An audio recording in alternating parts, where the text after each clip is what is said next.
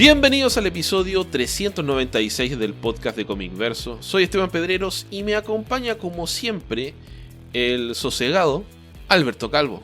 Hola Beto, ¿cómo estás? Hola, ¿qué tal? Muy bien, gracias. ¿Tranquilo? ¿Calmado?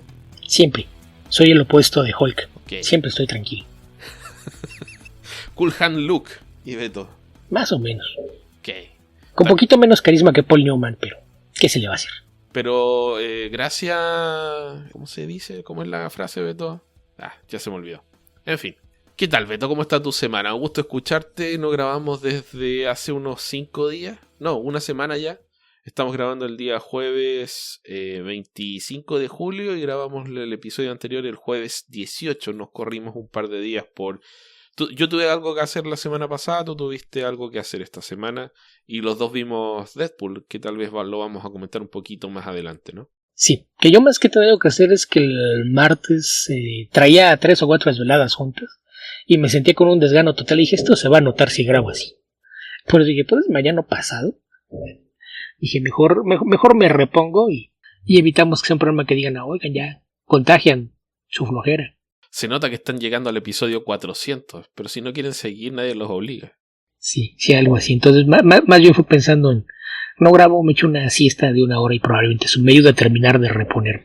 Que aparte coincidió con días que tenía sin trabajo pendiente, así es de que me pude dar el juego y decir, sí, puedo parar por completo y no hacer nada un par de días.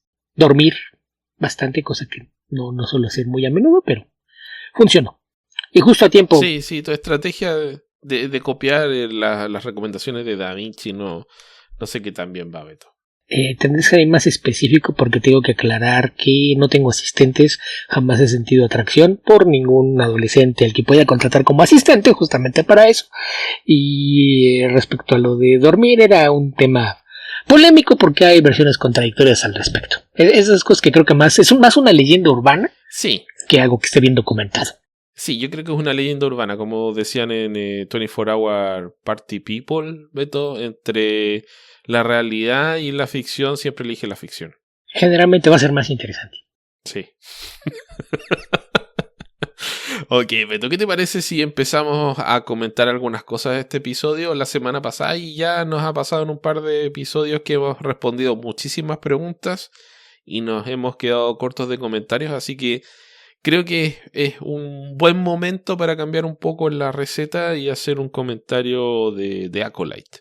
Me parece bien. Que yo estuve a punto de hacer la semana pasada, pero me dijiste que sí querías acabarla y que mejor me esperara, entonces. Pues ya. Sí, te lo pedí, por favor, de manera enfática. Entonces, pues, siendo ese el caso, ¿qué te parece si empezamos justamente con eso? Me parece, Beto. Me gusta a medias esta serie, debo partir con eso. Tengo algunos sentimientos encontrados. Me interesó principalmente porque una vez que terminó hubo gente que empezó a hacerle algo de promoción por ahí en Twitter y pusieron algunos clips que se veían interesantes y dije ya, ok. Esto se ve como algo que quiero ver, así que voy a ver esa parte por lo menos. Y terminé de ver todos los episodios que me faltaban y me pareció que en términos generales era una historia más o menos intrascendente, correcta pero intrascendente, o sea, va a ser intrascendente en la medida que nadie retome esto, pues si alguien lo retoma y elabora sobre esto, tal vez se transforme en algo más grande, pero a la vez es un poco, una visión un poco demasiado... oscura de la Orden Jedi en su época de posterior a su apogeo, digamos, cuando está entrando en su periodo de decadencia. Los primeros quiebres de la Alta República. Entonces creo que está ok. Tuvo algunas escenas de pelea bastante buenas. Es bastante memorable el episodio de la spoilers Matanza de Jedi. Y tuvo algunos elementos más, pero creo que a grandes rasgos los personajes son bastante unidimensionales y tienen poco desarrollo. Pareciera que es más, pero en realidad es poco desarrollo. Tienen como un elemento a desarrollar y es un misterio que después se revela y sería todo. Entonces creo que a mí me pareció un producto con luces y sombras. Algunos elementos buenos, otros ahí nomás. más bien, no sé, algo sobre lo que construir algo mejor más que un camino a seguir. Yo creo que más bien el tema es que mucha gente decía que era una serie que no encajaba en la continuidad de Star Wars. Y yo creo que es más un tema de cómo se contó, como lo comenté desde que hablamos brevemente en los primeros 2 episodios, que dije que yo veía un problema con el hecho de que Disney liberara todas las series un episodio por semana, cuando es evidente que no hay una forma de pensar en trabajar de forma episódica a la hora de hacerlo. Hay series en donde se nota ese trabajo episódico, pero esta no era una de ellas. Y mencioné que toda la experiencia previa de Leslie Headland era en series producidas por Netflix, en donde se publica todo de un jalón. Entonces no tiene ese problema de que algo te cause confusión, tengas que esperar una semana para ver cómo se resuelve, sino que la gente podía seguir hasta que pudiera irse a dormir tranquila sin pensar en que le faltaba información. Y aquí creo que ese es un tema, porque conforme va avanzando te das cuenta de que en realidad no está contradiciendo nada que sea en ninguna parte, y este tema que mencionas de mostrar esta... No diría que caída, pero mostrar de dónde vino toda esta idea de que la Orden Jedi se había convertido en algo obsoleto y fácil de manipular, que en el contexto de una república que también se había convertido en una burocracia insostenible, pues se ve afectada del mismo modo. Creo que aquí lo que hace es sembrarte un poquito eso, ¿no? Incluso hay una escena que es muy puntual en ese sentido, cuando en el penúltimo episodio llega el senador a hablar con la maestra Bernestra. Creo que él ahí en 30 segundos te resume cuál es el problema con la Orden Jedi que vimos mal explicado en las precuelas. Porque en las precuelas pues vemos que pasa y realmente nunca te justifican de qué forma pasó, cómo fue que una orden tan respetada de vigilantes de la paz se convirtió en un cuerpo burocrático que no servía para nada. Lo que pasa es que George Lucas es un mal profesor de historia. Sí, es que aparte habría que recordar, Lucas de por sí desde un principio nunca fue un gran guionista. No. Tenía muchas nociones técnicas de cómo contarte una historia, pero no de cómo estructurar una historia. Incluso mucho del trabajo que tiene la primera película le debe mucho al trabajo de su esposa en la edición. Su esposa le dio una forma que era fácil seguirla, porque realmente desde ahí el guión tenía algunos saltos que debieron haber causado problemas si no estuviese tan bien editada. Y eso es una. 2, que lo pensó como, quiero revivir lo que eran las matinés, lo pensó como algo para niños, sencillo, sin elaborar demasiado, y ahí en el que era hacerlo sencillo lo hizo demasiado simple, y nunca ahondó en nada. Después de eso le entregó las riendas creativas a otra gente y se desentendió. Y después de no dirigir, escribir o hacer nada durante... ¿Qué te gusta? ¿15 años quizá? Regresó para hacer una trilogía. Y se le notaba... Un poquito menos, creo que como 10, Beto. ¿Sería del tercer Indiana Jones hasta allá?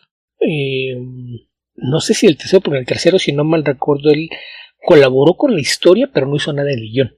Entonces más bien desde el segundo. Okay. Entonces del Templo de la Perdición a la Amenaza Fantasma sí hizo un alrededor de 15 años. Sí, ahí sí, que 84 al 99 más o menos, algo así.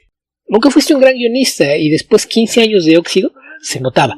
Entonces como que tenía una noción de lo que te quería contar, pero no cómo plasmarlo en la historia y hacer que se reflejara en la pantalla.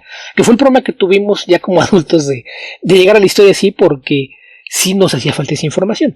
Que ya lo vimos que ahora que quienes la vieron como niños, pues realmente lo que no les importaba lo dejaron pasar y no se concentraron en cosas que para nosotros solamente eran hoyos y huecos que carecían de explicación, y por eso es que ahora tanta gente les tiene un aprecio distinto a esas películas. Pero es parte del problema inherente que tiene Star Wars, que nació como un producto para niños y en donde a nadie nunca le preocupó el darle una mayor complejidad o construir el mundo de una forma que lo hiciese más atrayente a un público adulto, y eso se ha convertido en un tema de discusión, porque siempre están los pseudofans que están convencidos de que no, que el original estaba muy bien hecho y demás, y después del último episodio incluso todos estos tipos sin una vida y llenos de odio que estaban buscando con qué quejarse o con qué atacar a la historia, que como vimos desde antes de su estreno, lo que más les molestaba es que había muy pocos actores blancos y que ninguno era uno de los Jedi protagonistas. Eso creo que estalló cuando en la última dijeron que ahí estaba la prueba definitiva de que Leslie Headland era una persona incapacitada para escribir en Star Wars, porque el hecho de que hubiese escrito una línea de diálogo como "te ven en el infierno, Jedi", mostraba que no podía escribir historias ubicadas en otra galaxia. Y yo dije, ¿y dices que eres un gran fan de la serie? Porque Han Solo dice infierno 6 veces en la trilogía original. Sí. Entonces, y la primera es la más obvia porque lo utiliza de una forma casual más similar a esto. La primera es cuando va a salir a buscar a Luke en el Downtown en Hoth y que le dicen, se va a congelar el Downtown antes de que pueda siquiera encontrarlo. No debes hacerlo. Y voltea y le grita al oficial, pues entonces te veré en el infierno, voy por mi amigo. Entonces, si ese es todo tu argumento para por qué no, nada más cuestiónate por qué en Star Wars te hablan de años, de yardas, de millas, etcétera, y te vas a dar cuenta que el problema es, como nació como una historia para niños, era más difícil hacer una construcción del mundo creando un sistema de términos, unidades de medida y demás que fuese comprensible para todo el mundo. Y es algo que se ha heredado a lo largo de los años, y si es absurdo que venga un tipo de 40 y tantos años a decir, ya ven, no lo sabe hacer, eso no debería estar ahí, porque es algo que todos los autores que han trabajado en Star Wars lo han hecho. Creo que la única excepción es Timothy Zahn. Timothy Zahn es un gran escritor de ciencia ficción que además es autista. Entonces yo creo que a él sí le hacía demasiado ruido estar haciendo esas cosas, y él en sus novelas se inventa toda una serie de metáforas dentro del universo de Star Wars para suplir las frases que usamos, y realmente lo que hace es nada más una sustitución. Entonces, por ejemplo, no habla de sentir mariposas en el estómago, sino de sentir parásitos de Downtown revoloteándote las entrañas y cosas por el estilo. Pero a fin de cuentas, como todo partió con la idea de que lo entendieran los niños, es todo demasiado simple. Y eso se ve reflejado también en el desarrollo de personajes, que en este caso, algo que le juega en contra a la serie, es partir con un grupo tan amplio de personajes que a la larga no eran centrales para la historia, porque lo que hace ahí, creo que Headland y su equipo, dentro de todo hacen un trabajo sólido al darte lo suficiente como para que entiendas la persona de cada uno sin realmente haberlos trabajado para desarrollarlos. Creo que construyen... No, pero eso es lo típico que se usa en este tipo de historias, que es sí, reducirlos a un arquetipo para que sea más fácil de entender.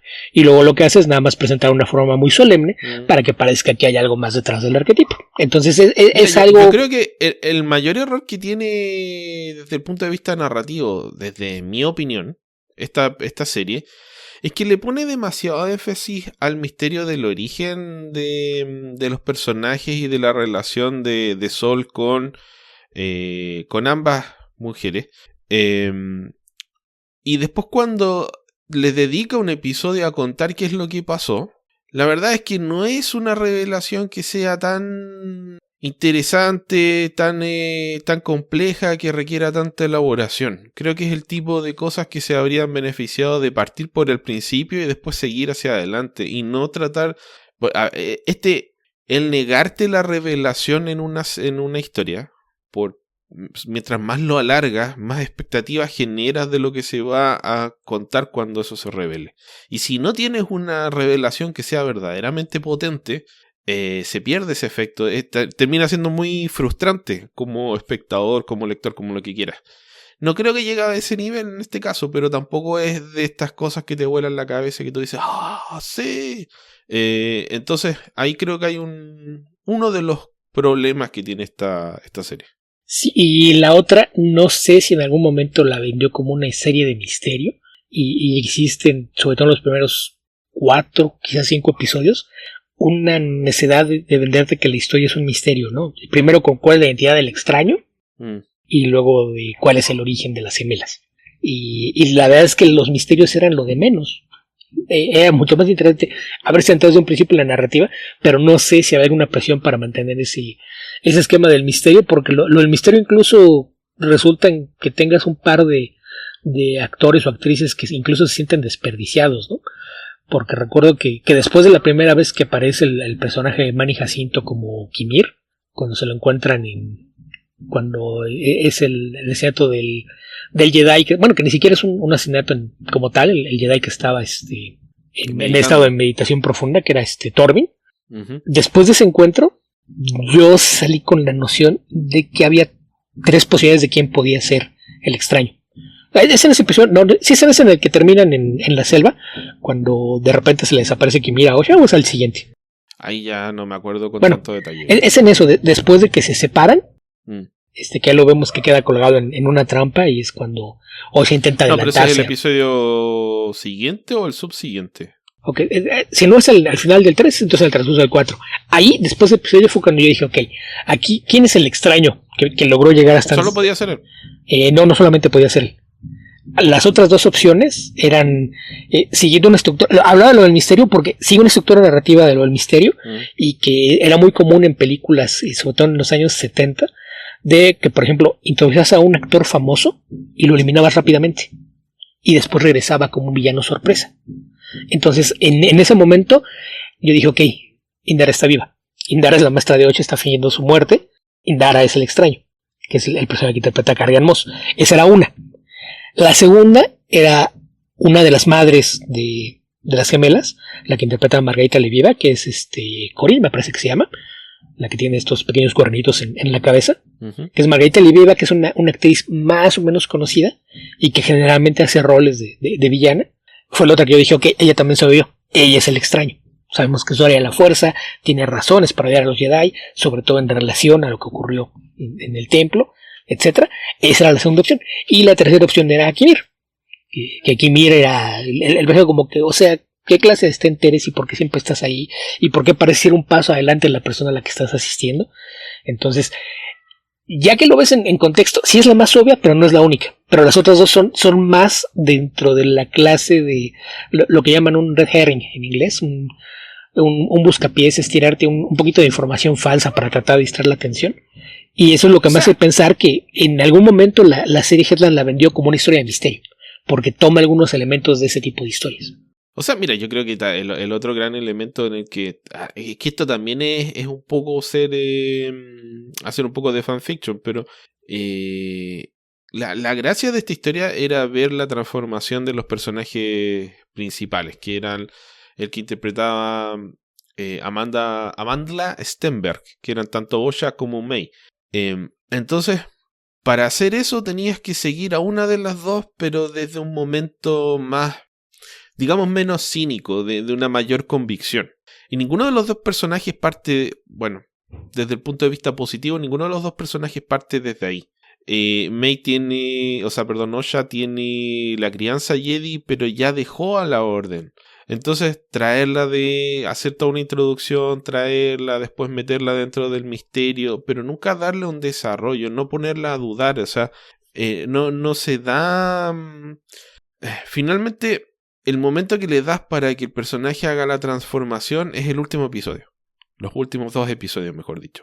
Entonces, no hay esa lucha interna del personaje por qué es lo que quiero ser, quién tiene razón, etcétera. La seducción propiamente tal del lado oscuro, que creo que es lo que habría sido más entretenido. Spoilers.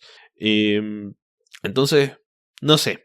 Como dije, eso es un poco de fanfiction. Creo que la serie adolece de esos problemas. El personaje de Sol creo que te gusta porque el actor es bueno.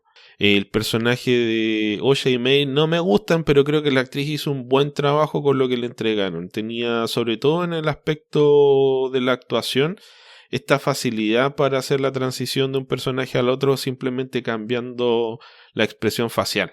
Y eso creo que estuvo súper bien logrado, pero el resto de los personajes se veían tan poco desarrollados, tan estáticos, tan funcionales a la historia que no logran encantar. Ninguno de los otros personajes, finalmente los únicos que tienen alguna relevancia son esos dos, Sol y Osha y May, esos tres, pero mejor dicho.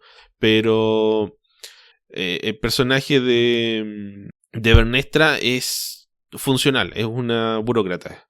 El personaje de Jeki, ¿sabes qué le va a pasar? Inmediatamente que aparece sabe lo que le va a pasar. Obviamente que tenía que estar haciendo un Padawan en esa misión. El personaje de Carrie Ann Moss, qué mal aprovechada la actriz. Kimir también, yo creo que ese es un personaje que tal vez tenga un poquito más después de que se revela, sí tiene un poquito más de trabajo. Hay un mayor desarrollo. Sí, tiene un poquito más de trabajo, digamos, como actor, pero no hay un mayor desarrollo del personaje. O sea, uno alcanza a deducir una que otra cosa de él, pero no es mucho lo que se cuenta. Sí, porque a fin de cuentas tengo que sigue partiendo de la premisa de un misterio, porque el siguiente misterio es que te dan a entender que fue Padawan de Vernestra. Sí. Y algo pasó. Y algo pasó. Entonces, eso probablemente sea algo que se explore si hay una segunda temporada. Pero hay muchas cosas que me hacen pensar en que la vendió como una historia de misterio, y después el haberla vendido así encajonó un poquito lo que podía hacer con la serie.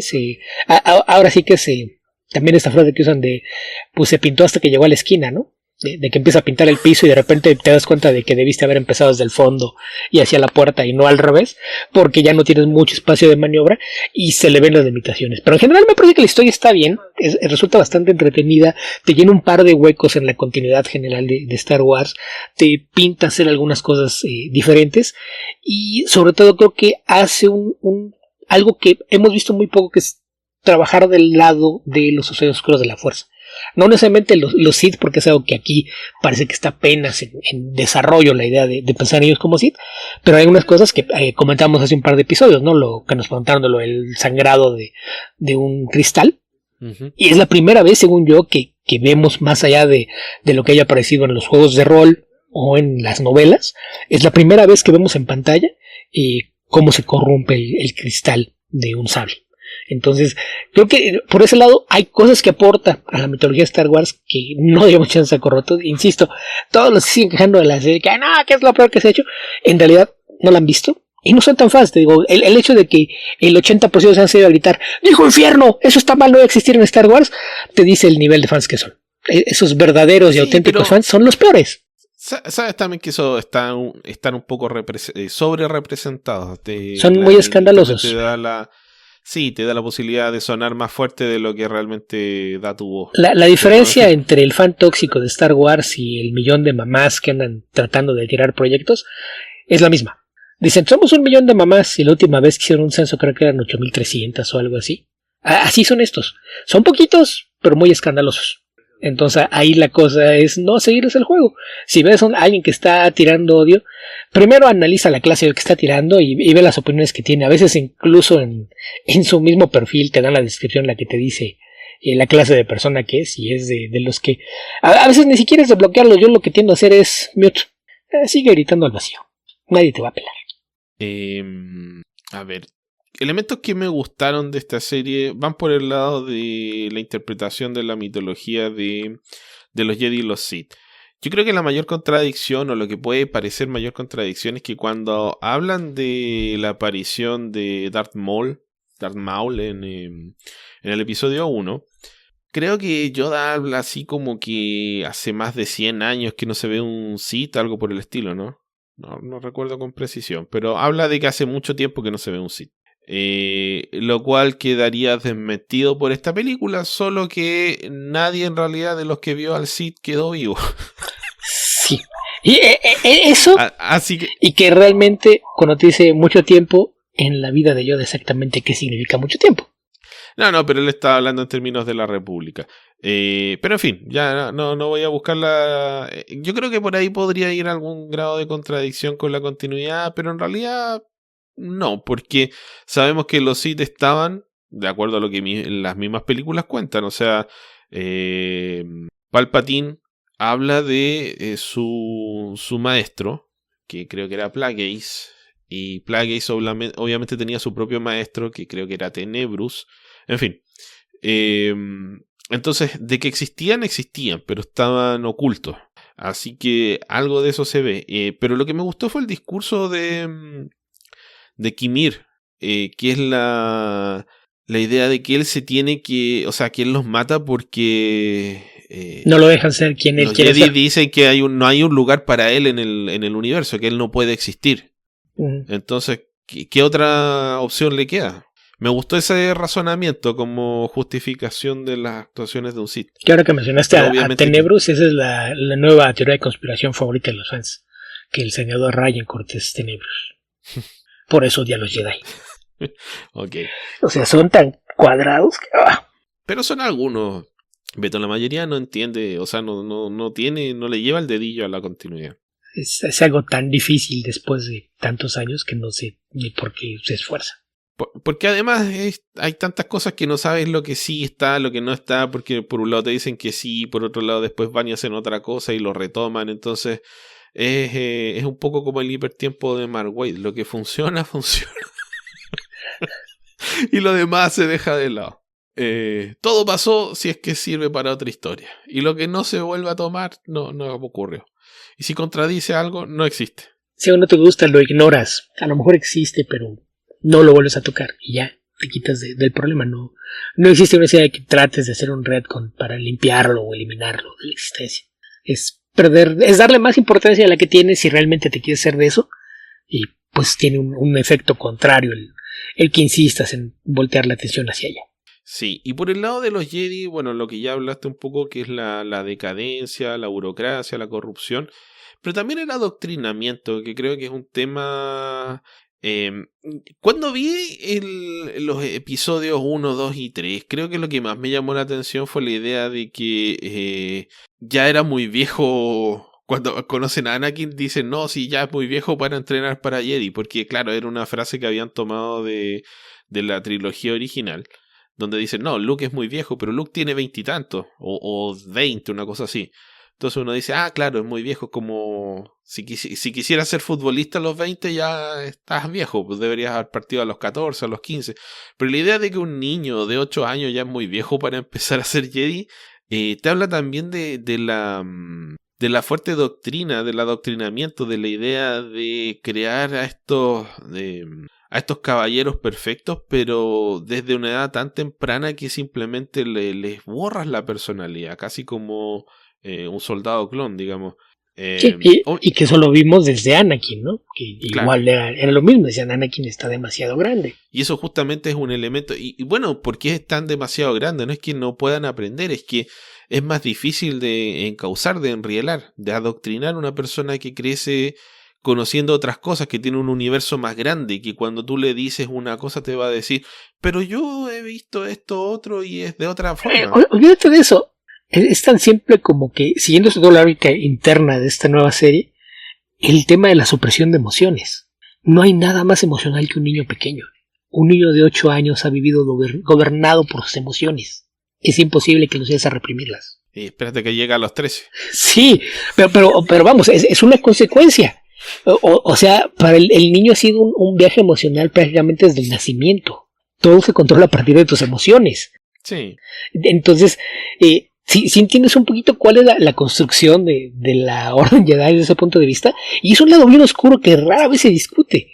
Y por eso digo, me gusta mucho la escena cuando aparece el senador Rayen Cortaya a discutir con la maestra Bernestra, porque creo que lo resumen en muy poquitas frases, ¿no? Lo estaba buscando por aquí, me acordaba haber visto una transcripción del episodio, y dice, después de que le dice, no le caigo bien porque creo que mi campaña exigiendo que haya un control externo de los Jedi es una vendetta personal, y si quiere mi opinión, pues es que eso es lo que creo, que los Jedi son un enorme sistema de poder sin control que posa como una religión, un culto delirante que afirma poder controlar lo incontrolable.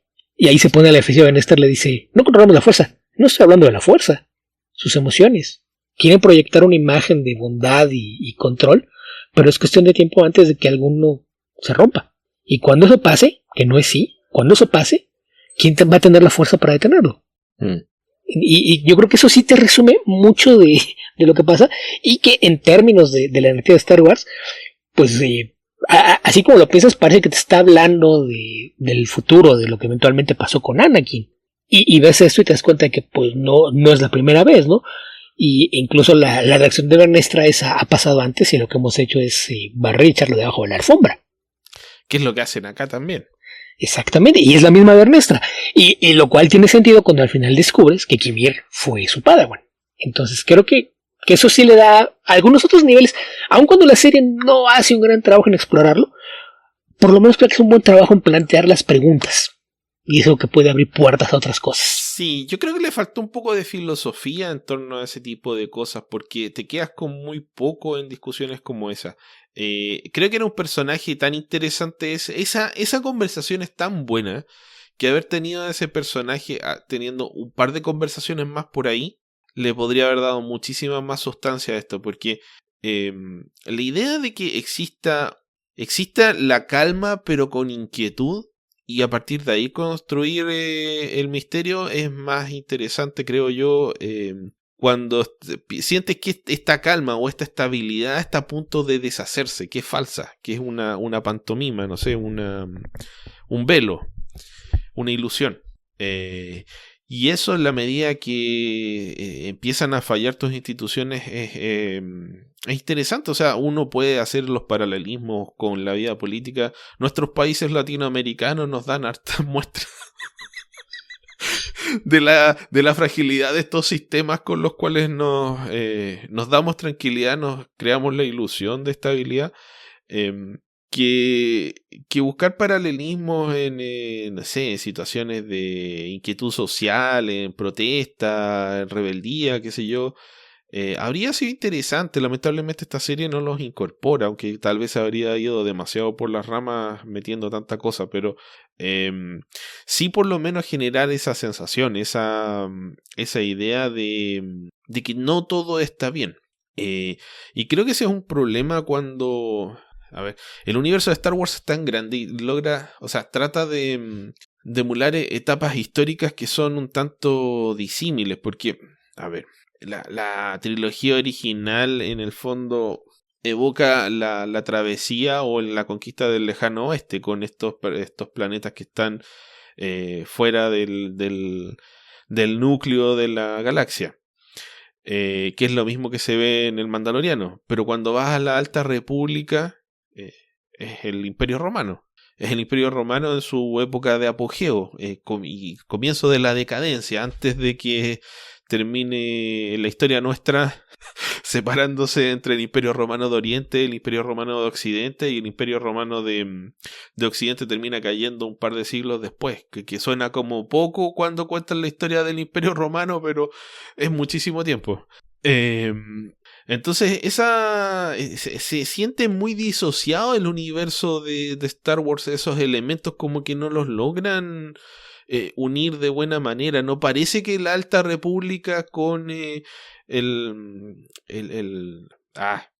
disco exterior de la galaxia estén ocurriendo en la misma época.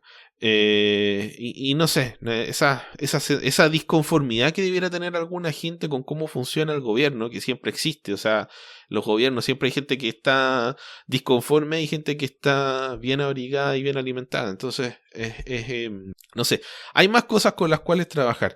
Y nuevamente creo que esta serie esboza un par de cosas interesantes, tiene un par de peleas notables, pero falla en el desarrollo de personajes, en la profundidad del desarrollo de los mismos personajes y también en elementos, y esta opinión personal, de cómo está estructurada la narración, creo yo. Sí, para mí lo más grave es lo estructural, porque no está hecha para algo que vas a presentar episódicamente, y yo creo que eso fue lo que causó más discusiones entre los fans, porque los episodios, veías un episodio y se convirtió en una experiencia frustrante, porque no te daba una pieza del rompecabezas. No. Te daba fragmentos. Y sobre todo, insisto, si lo vendo como un esto de misterio, cada episodio tenía que haber sido una pieza del rompecabezas construyendo hacia sus revelaciones. Y nunca te crea sensación. Es lo que hablábamos hace un par de episodios, que decía yo que el misterio tiene que crecer porque agregas más información, no porque no dices nada. Uh-huh. Y eso siempre, bueno, cuando no dices nada y haces crecer la tensión y finalmente la revelación es mediocre.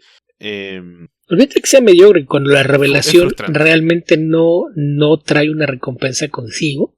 O sea, la revelación es parte de una historia más grande y no es algo que tenga el impacto que estabas prometiendo, se convierte en una decepción.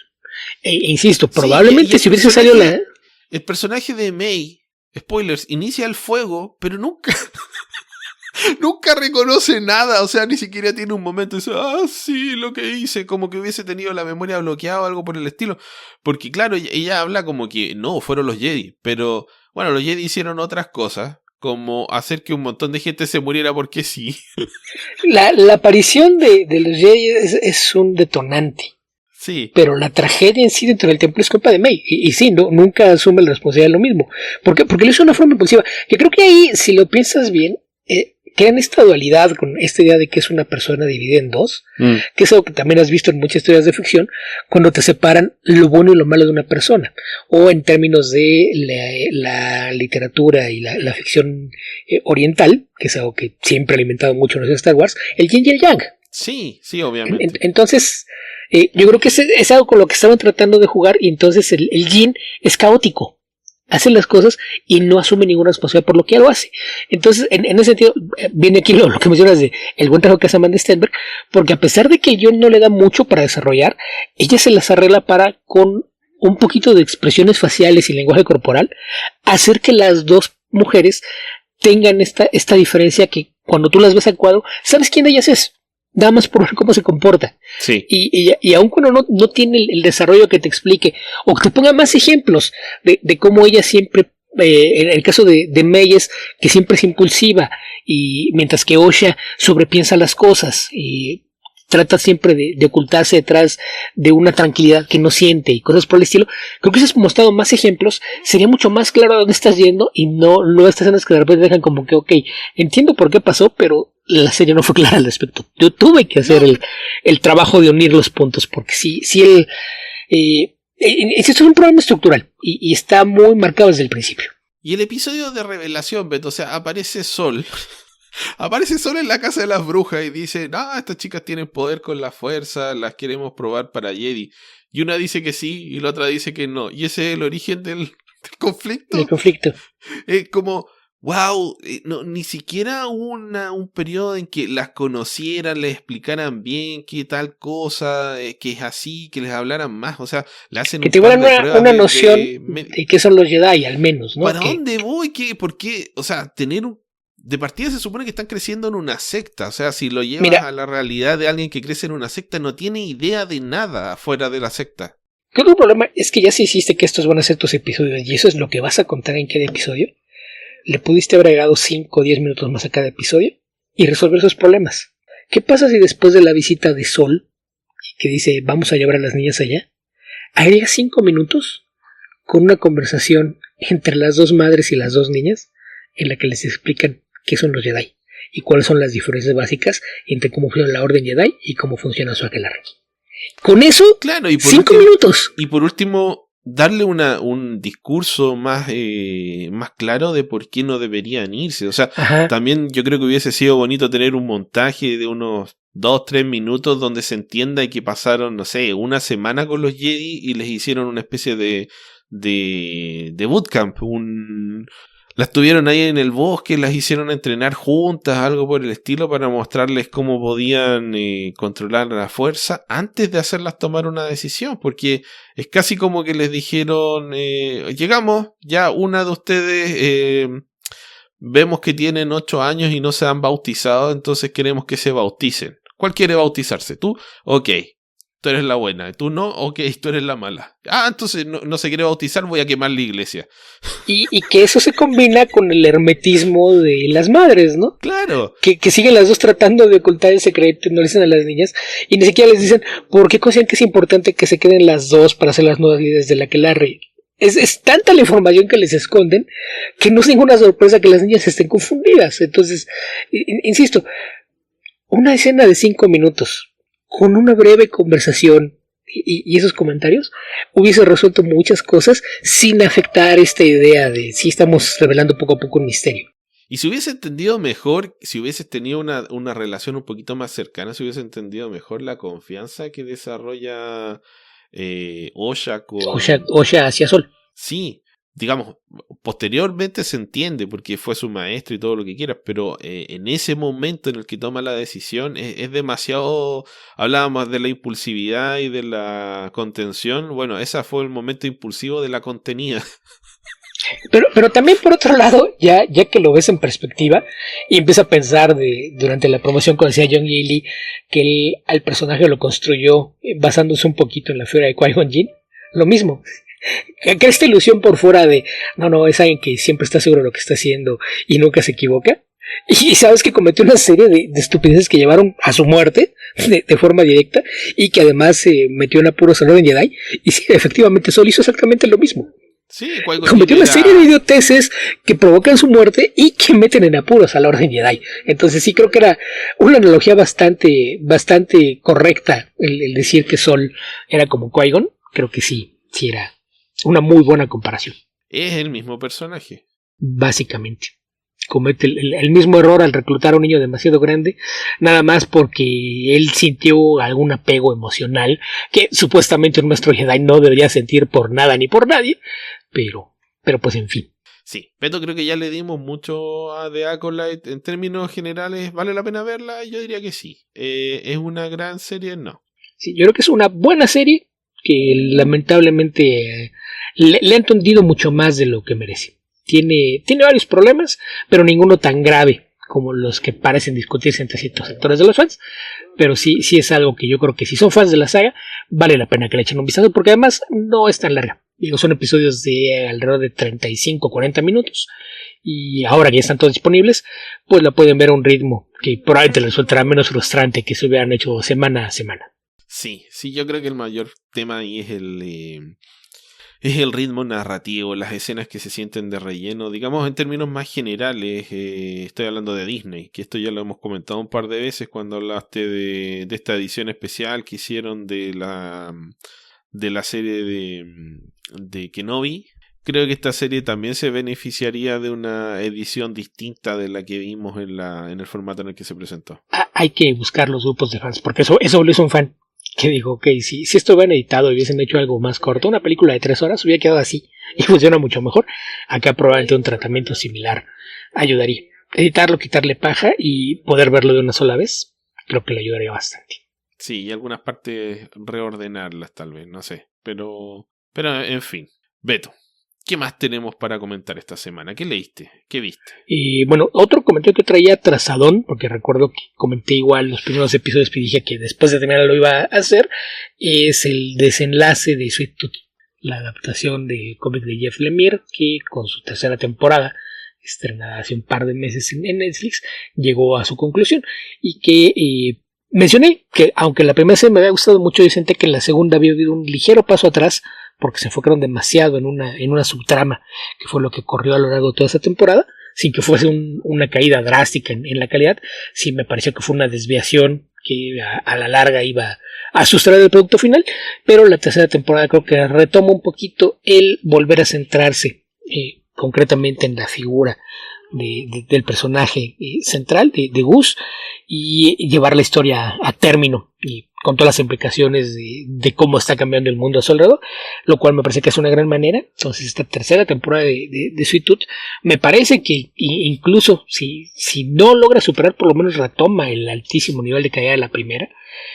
Sigue teniendo un gran trabajo de parte de la mayor parte del elenco principal, que creo que en general es en todos ellos un muy buen trabajo, y que yo recuerdo que tú en su momento en la primera temporada te quejaste de que había demasiadas diferencias con el cómic, que creo que eso pues se veía venir desde la primera.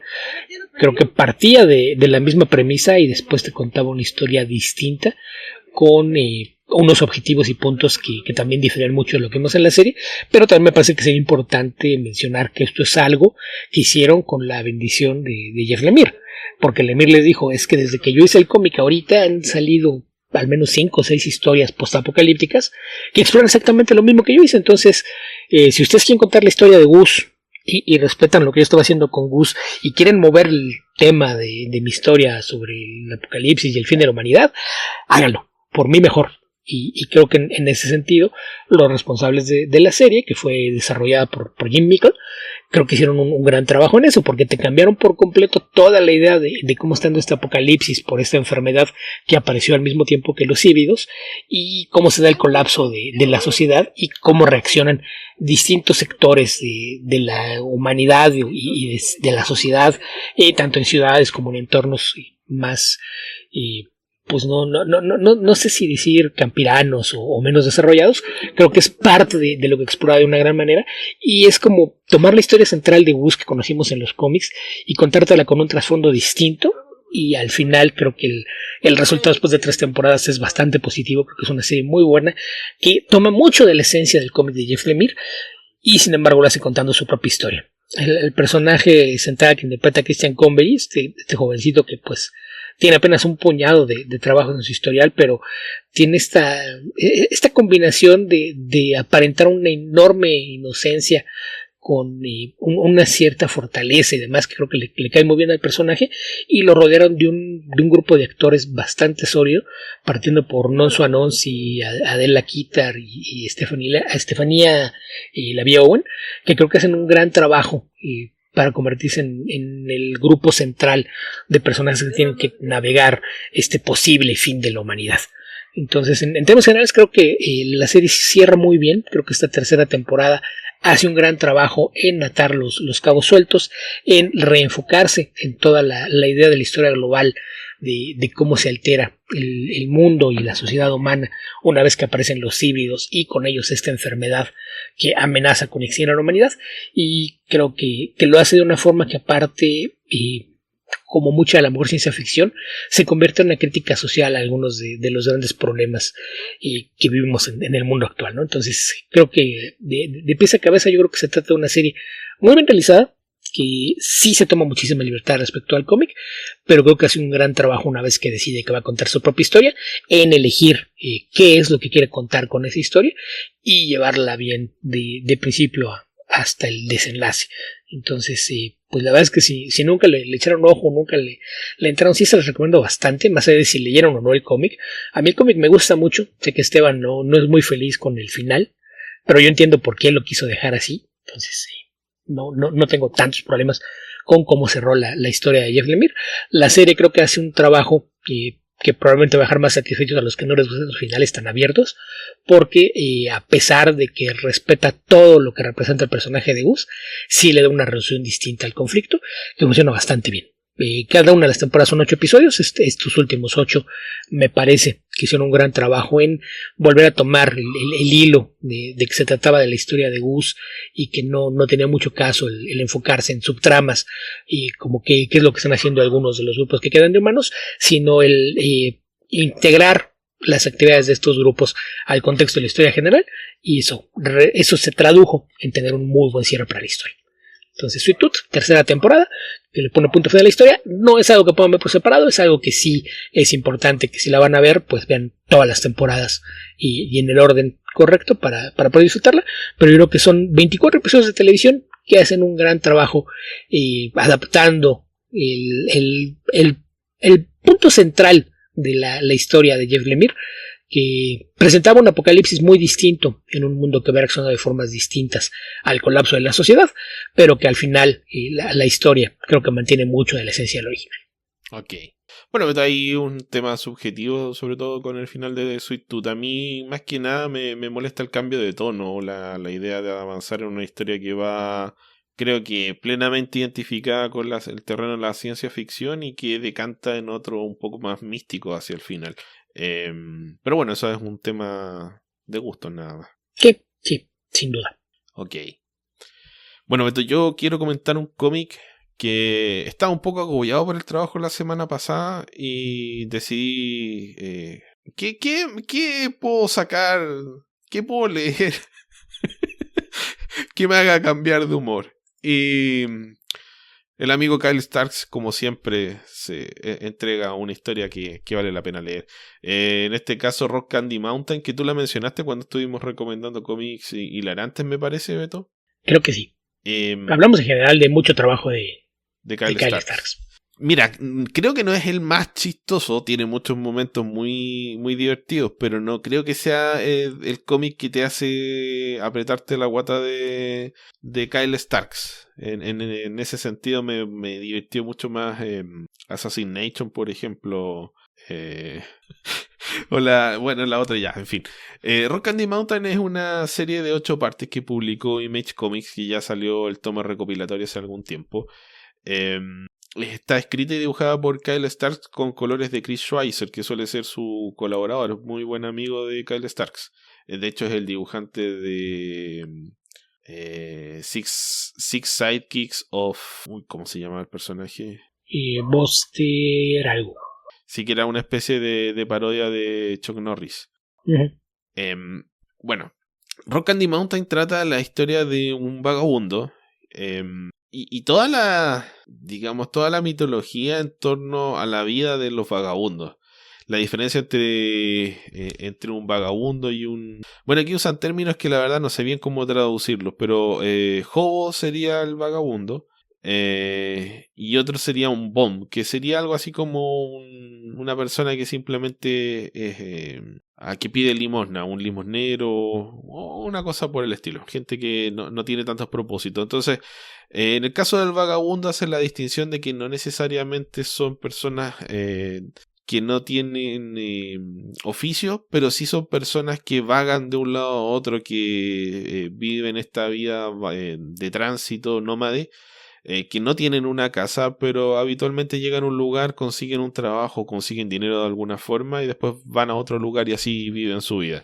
Está protagonizado por Jackson, que es el que da origen a la historia, que tiene la fama de ser un tipo muy duro, muy bueno para pelear, y conoce a otro vagabundo que es un campesino o un joven de una parte rural de Estados Unidos que trató de viajar a hacerse fama a Hollywood y fracasó. La ciudad lo recibió, lo mordió, lo escupió de vuelta y lo único que quiere es volver a su lugar de origen para terminar trabajando con una empresa de exterminio de plagas que tiene un primo de él. Entonces no tiene dinero y va corriendo detrás del tren y trata de subirse al tren, pero el tren ya va demasiado rápido, entonces termina pidiendo ayuda y así conoce a Jackson, que está dentro del tren, y lo ayuda a subir. Y tienen este contraste de la vida del vagabundo que ya es conocido dentro del ámbito, que se la sabe todas, que es duro, etcétera, versus un tipo muy joven que recién acaba de salir con la cola entre las piernas de la ciudad y que lo único que quiere hacer es volver a su casa. Y lamentablemente para él, Jackson termina siendo un tipo que tiene muchísimos problemas y muchísimos enemigos y se ve involucrado en una serie de desventuras mientras Jackson trata de encontrar un lugar mítico que es Rock Candy Mountain, que es una canción, es algo así, es una canción como de estas montañesas, un poco una canción folclórica estadounidense en la cual hablan de un lugar que es genial, es como que, no sé, sale cerveza del suelo, la gente duerme hasta tarde, no hay que trabajar, no hay que sufrir, etc. Y una de las cosas que sorprende de Jackson es que nadie parece ser capaz de ganarle una pelea. Al punto que uno diría que tal vez le vendió su alma al diablo para que nadie le pudiese ganar una pelea. Y al cabo de un par de episodios terminamos enterándonos de que eso es exactamente lo que pasó. Esto es posterior a la Segunda Guerra Mundial, entonces hacia el final de la guerra se expande la convocatoria de soldados. Y a pesar de que originalmente se había prometido que los que eran padres de familia no serían reclutados para la guerra, terminan reclutándolo igualmente. Y él, en la desesperación, en la idea de que podía morir en el frente y que no vería más a su familia con su esposa y su pequeña hija que acababa de nacer, decide ir a una encrucijada a la medianoche cerca de una higuera y esperar a que aparezca el diablo y le ofrezca un trato. Y el diablo, por supuesto, le ofrece un trato que tiene algunos asteriscos. Le dice que jamás va a poder ser derrotado por alguien que no sea un hombre en un combate 1 a 1. Entonces ahí están las reglas del poder que le dio, que no puede, o sea, jamás una persona lo va a poder derrotar, pero si es más de una, definitivamente lo va a poder derrotar. Y si no es un hombre, sino que una mujer, también puede ser derrotada. Y en su camino en Vietnam, o sea, perdón, en la Segunda Guerra Mundial, termina adquiriendo producto de, bueno, al principio funciona como soldado simplemente, pero se da cuenta de que hay muchas posibilidades de que en grupo lo maten, acribillado, le caiga una bomba, etcétera. Entonces decide postularse a las fuerzas especiales y hace eso infiltrándose en una oficina, algo así como del Pentágono, pero no es el Pentágono, están en el territorio de guerra. Y lo reclutan para que haga operaciones especiales detrás de las líneas enemigas. Lo cual le viene bien porque en la medida que se vaya enfrentando a los alemanes de uno es invencible. Y Y en una de estas misiones termina adquiriendo un objeto muy muy valioso, producto del cual el FBI también lo persigue. Porque cuando lo recupera su sargento, su general, le dice que no, que por ningún motivo puede entregar eso porque así como lo usaron los alemanes o los nazis, también lo pueden usar o mal utilizar del otro lado. Entonces que lo mejor que puede hacer es deshacerse de este objeto. Así que viaja de vuelta a Estados Unidos con este objeto, el FBI lo empieza a seguir, y cuando llega quiere reunirse con su familia porque hizo todo lo que hizo para juntarse con ellos y lamentablemente se entera que en un accidente de tren, mientras ellos iban a recogerlo al lugar de desembarco, toda su familia muere. Así que queda completamente devastado porque todo ese sacrificio y toda esa matanza que hizo en la guerra para poder volver con su familia se frustra. Y se mete en una depresión horrible hasta que descubre que es posible que Rock Candy Mountain efectivamente exista, que en este lugar pueda encontrar de vuelta a su familia porque es algo así como el paraíso. Y descubre que existen, como ya lo sabía porque hizo un trato con el diablo, que existen elementos mágicos en el mundo y emprende esta búsqueda y eventualmente se une este otro personaje, este chico como dije que venía saliendo de Hollywood, y empiezan las desventuras mientras los persigue el FBI por un lado que busca este objeto que rescató de la guerra, los persigue el diablo que quiere cobrar esa alma que no se resigna a entregarse, y también se enfrentan contra el sindicato de vagabundos que tampoco le tiene mucho cariño a Jackson. Hay muchos elementos ahí que van agregándose a la historia, aparecen muchos personajes muy notables, peleas clandestinas, saltos de tren, una escena de pelea que está hecha para vencer la escena de Daredevil en la primera temporada de Daredevil y varias otras que han tratado de ganarle, tal vez la escena de John Wick subiendo por el cerro en la última película de John Wick, pero en fin, es una historia muy entretenida, se lee muy rápido, es interesante, tiene sus momentos altamente emotivos, y es no sé, tiene todos estos elementos, estos diálogos de Kyle Starks que suelen ser muy divertidos y todos estos elementos en torno a la mitología de los vagabundos y cómo funciona ese mundo que uno tanto desconoce porque, bueno, por lo menos yo nada sé de aquellas cosas. Lo recomiendo bastante, como dije, lo publicó Image, está disponible en un trade paperback que recopila los 8 números. Rock Candy Mountain de Kyle Starks. No sé si lo leíste, Beto. Sí, que creo que aquí el tema es que a lo mejor no tiene el mismo tipo de humor de algunas otras historias que mencionaste de Kyle Starks, pero creo que es más sutil, ¿no? Es un humor que aparte es más social, por decirlo de alguna forma. Mencionabas que el tema lo saca de una canción, que la canción es de este tipo que va hasta una encrucijada y hace un trato con el diablo, y es de donde viene esta idea, que es algo que se ha retomado en muchas historias de ficción. Recuerdo por ahí que en los cortometrajes de BMW que hicieron varios directores, el de Tony Scott era el origen de la carrera de James Brown. Se supone que James Brown iba a hacer esta encrucijada y le vendía el alma al diablo, y a pesar de tener ya gran edad, era por eso que podía seguir trayendo el soul por dentro. Entonces creo que un poquito con esa idea, y lo traslada al entorno de una historia que más que de acción, pues es de post-acción, ¿no? Porque se centra en esta idea del veterano de guerra y lo que pasa con él después, y es por eso que el humor no se siente tan raro en el día, ¿no? La parte de acción y sobre todo este saborcito a película de acción ochentera, noventera, que está presente en toda la obra de Kyle Starks, sí está ahí, pero el humor es muy distinto a la del par de historias que mencionabas, que prácticamente son parodias del cine de acción. Sí, esta tiene un núcleo emocional un poco más dramático.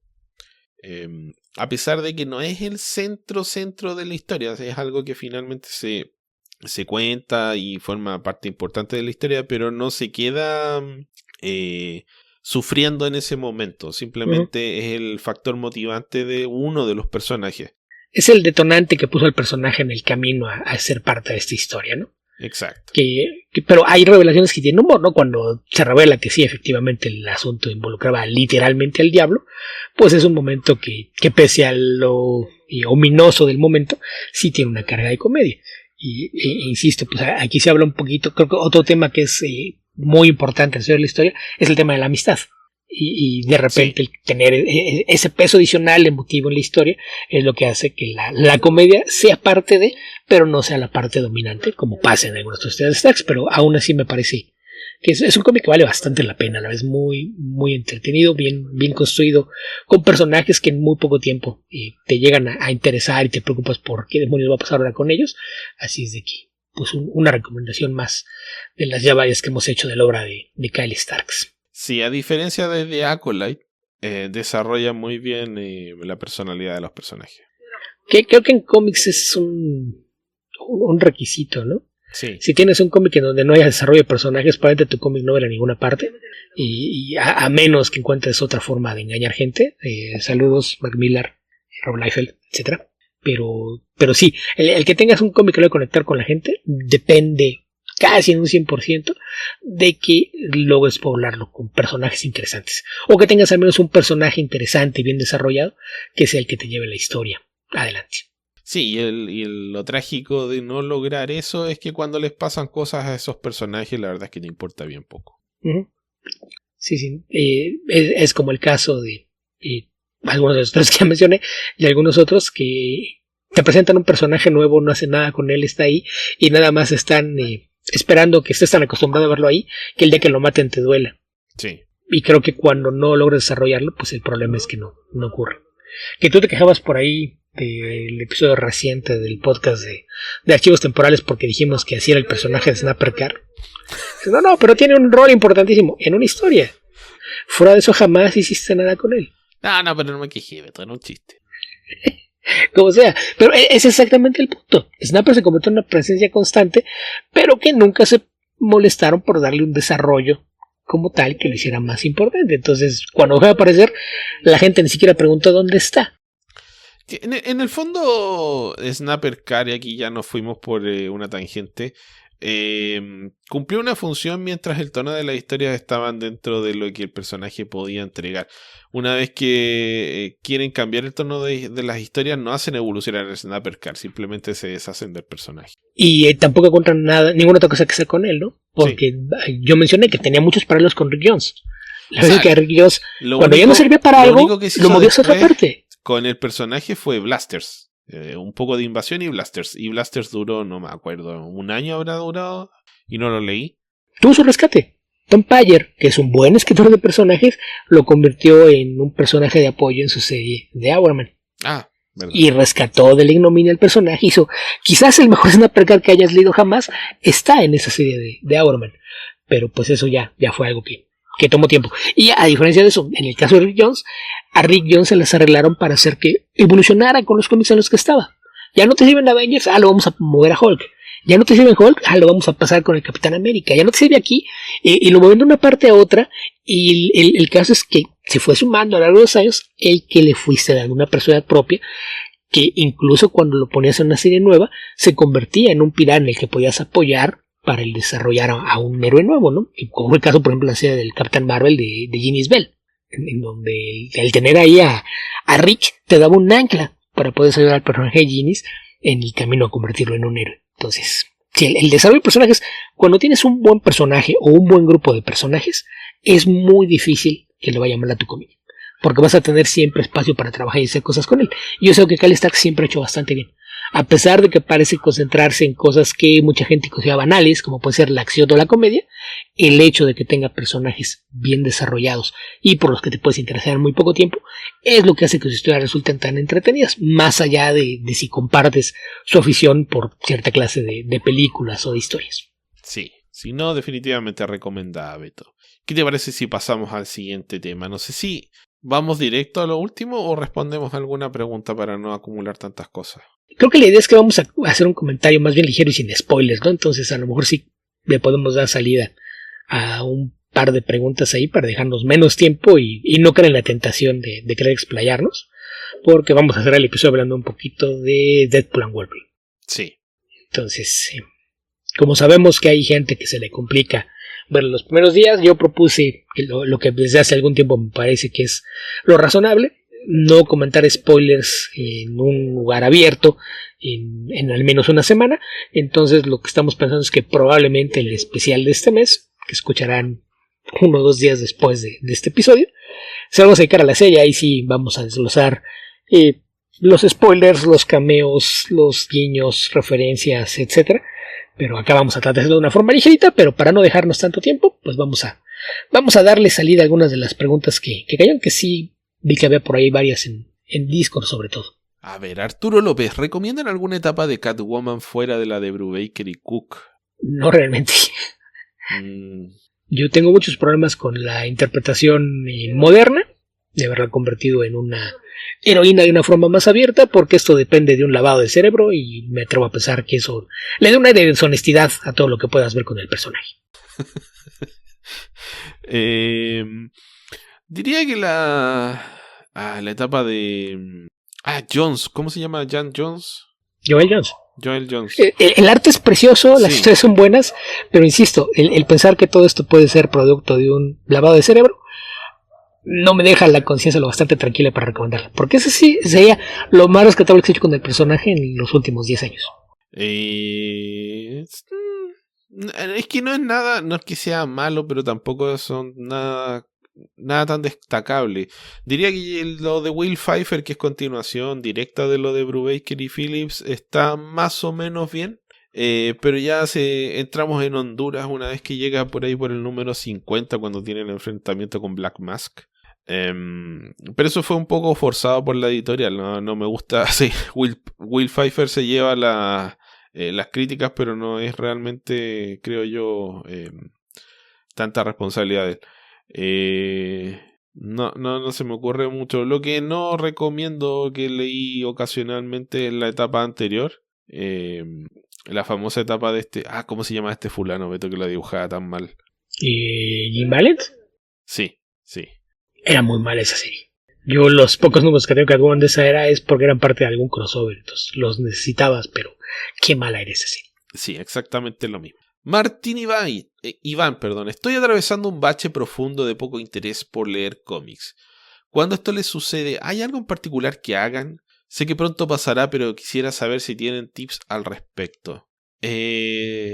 No, a mí me pasa con cierta frecuencia también, Martín, pero no me dejan de gustar los cómics, así que es un tema ya en mi caso, de esperar un tiempo, leer alguna cosa ocasionalmente y eventualmente me entusiasmo un poco más, pero diría que el nivel de entusiasmo que yo sentía por los cómics a los 20 años difiere bastante del que siento ahora. O sea, probablemente si no hiciese el podcast pasaría bastante más tiempo sin leer cómics. En mi caso, yo es muy difícil que tenga un desinterés por leer cómics.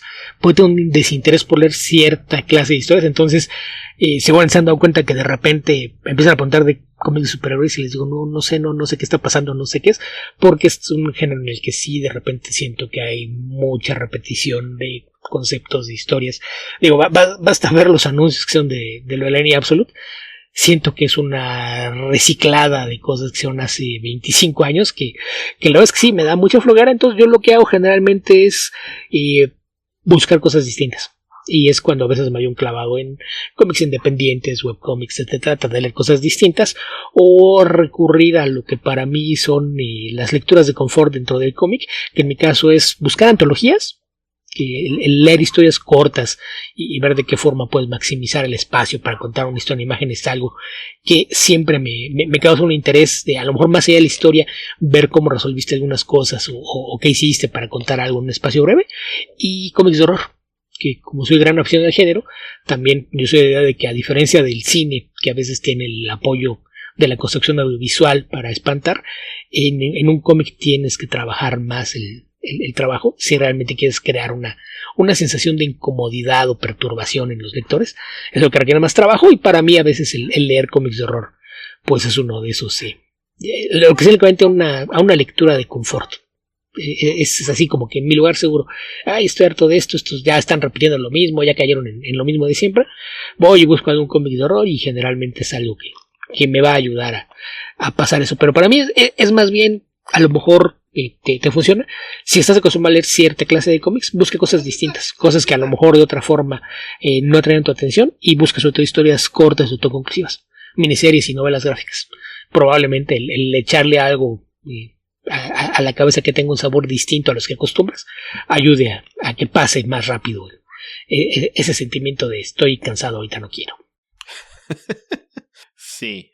No sé, yo creo que en general tal vez son otras cosas más que los cómics los que terminan cansando. Los cómics se transforman en una parte de una rutina que a veces te puede estar agotando por otros motivos. Que yo siempre lo he dicho, yo soy afín a las historias en cualquier medio. Y la economía narrativa del cómic es algo que lo hace una opción atractiva, pero con tantas opciones, en el momento que no te van a hacer algo, pues voy a ver una serie de televisión, una película, lo que sea, o estoy leyendo algún libro, que últimamente como casi no salgo, leo bastante menos libros, pero generalmente es eso. Si no me siento con humor de leer lo que siempre leo, busco algo que tenga un sabor distinto, y generalmente hace que se te pase ese hastío, desatención o falta de interés por las cosas que disfrutas normalmente. Sí, yo creo que generalmente buscar algún cambio de rutina también funciona. Sí. O dejarlos un tiempo, también la distancia hace que crezca la añoranza, como dicen por ahí. Sí. La siguiente pregunta, que me parece que ya por tiempo sería la última que respondemos en esta semana, es un poco larga, eso sí, Beto, porque dice Tío Coy: ¿qué opinan de este nivel de artistas? ¿Pueden platicar un poco de cada uno de ellos y cuáles les gustan a ustedes? ¿Les gusta esta iniciativa? Y se refiere a la serie que anunció DC, The Last Halloween, de Batman de The Long Halloween, este proyecto de ya más de 20 años que partió con Jeff Loeb y Tim Sale, y que ahora va a culminar en esta miniserie. ¿Me gusta, Beto? No me gusta. Creo que Jeff Loeb debería haber tenido la decencia de no trabajar más en este universo después de la muerte de Tim Sale. Probablemente él fue quien lo propuso porque era ganar un listado de dinero. Sí. Que mira, a fin de cuentas, viendo ahí ese listado que nos muestra una imagen en la que vemos los nombres de... son 12 ¿no? ¿Qué? 4, 3, 6, 10 artistas con los que va a colaborar en esta historia. Lo único que puedo decir es elenco de lujo para tan poco escritor. Uno de los escritores más mediocres de la historia del cómic, y lo rodean de un talento de primerísimo nivel. Sobrevalorado, pero a más no poder. Es un desperdicio increíble que vas a tener las escasas páginas que hace Bill Sienkiewicz de cómic cada año, dedicarlas a ilustrar un guión de Jeff Loeb. Qué maldito desperdicio, qué pérdida del tiempo de Sienkiewicz. Es como el dolor de que tantos cómics de Ed McGuinness sean escritos por Jeff Loeb. El dolor de que tantos cómics de Tim Sale hayan sido escritos por Jeff Loeb. Y ven los otros nombres. Mark Chiarello, que ahora tiene como 5 años que no hace un cómic, y va a ser página de Jeff Loeb. Qué desperdicio. Cliff Chiang es uno de los mejores artistas mayormente ignorados por las masas, y cada vez que hace algo es buenísimo, y lo van a desperdiciar haciendo otro retrabajado, masticado y mal dirigido de Jeff Loeb. Lo mismo con Eduardo Rizzo, alguien que es muy selectivo con sus proyectos. ¿Y sabes cómo le vendieron esta idea a todos ellos? ¿Cómo fue que convencieron a Enrico Mareni, a Chris Samney, a Becky Cloonan, Bill Sienkiewicz? Es en memoria de Tim Sale. Hazlo por Tim Sale. Ninguno iba a decir que no. No, obviamente. Entonces sí, es algo barato, de mal gusto, y que sirve para volver a darle trabajo y poner bajo reflectores a un asco de persona. Que hay montones de historias de la clase de basura humana que Jeff Loeb cuando se trata de trabajar con otros seres humanos. Escalaste un poquito la artillería, Beto, pero está bien. Es que la forma de resumirlo era una palabra que no nos gusta usar aquí. Entonces, podría hablar de él en estas heces con forma humana, y se entendía más porquería. Lo hubiese resumido, hubiese sido más corto, pero es una palabra que, aunque muchas veces cruza nuestra cabeza, tratamos de no usar en el podcast, y al tratar de dar la vuelta, creo que sí. Le compuse demasiado, pero creo que yo se merece todo eso y más. Ok, Beto. O sea, los testimonios, y aparte, no nos sorprenda, había que recordar que lo mismo hizo con la muerte de su hijo. Lucró con la muerte de su hijo de una forma que no podrías creer que un ser humano sería capaz de hacerlo. Entonces, a nadie debería sorprenderle que haga lo mismo que Tim Sale. Ahora, si me pides de los artistas, creo que el único que no ubico es Marini. Todos los demás me parecen extraordinarios. Enrico Marini tiene una serie de un cómic noir medio erótico que se llama Noir Burlesque. Muy muy bueno, si lo sigues en redes es un artista buenísimo. Y del lado de Batman, Dargo, publicó una novela gráfica con su propia versión del Joker y Harley Quinn, que no recuerdo ahorita el nombre que tiene, es de Dark Prince algo. La publicó originalmente Dargo en Europa y luego salió una edición de DC. Y si le pueden echar un guante, el arte de Marini es espectacular. Él es un artista italiano muy muy famoso en Europa, que su trabajo es precioso. La mayoría de su trabajo lo colorea él mismo con acuarelas, entonces el acabado es magnífico. Pero sí, el elenco, o sea, son Mateo Escalera y el Johnson que aparece aquí, imagino que es el reverendo, Sí. Chris Samney, Enrico Marini, Bill Sienkiewicz, Becky Cloonan, Eduardo Rizzo, Klaus Jansson, Mark Chiarello y Cliff Chiang. Es un elenco de lujo, insisto, demasiado lujo para tan poco escritor. Dark Prince Charming se llama, Beto. Esa, es muy buena. Yo la anduve cazando, saqué una edición en inglés y fue una de las cosas que me hizo empezar a aprender francés. Dije, no puedo seguir esperando a que me traigan las cosas, maldito. Es más fácil leer francés que hablar francés, Beto, así que tal vez tengas éxito. Ah, sí, ya. Yo creo que ya leído, ya tengo un dominio como del 50-60% de francés. Oído debo andar como por ahí del 25-30. No he oído nada, Beto. Todo lo que he escuchado.